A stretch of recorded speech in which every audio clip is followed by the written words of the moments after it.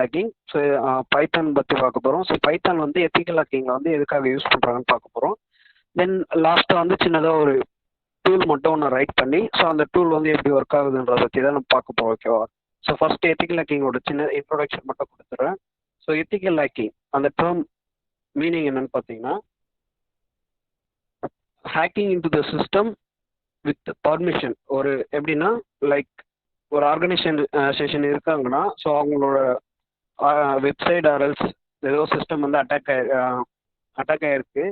So அதை வந்து எப்படி நம்ம வந்து அவங்களோட பர்மிஷனோட போயிட்டு அந்த சிஸ்டமை டெஸ்ட் பண்ணி எந்த மாதிரியான அட்டாக்ஸ்லாம் நடந்திருக்குன்னு டெஸ்ட் பண்ணுறது தான் வந்து எத்திக்கல் ஹேக்கிங்.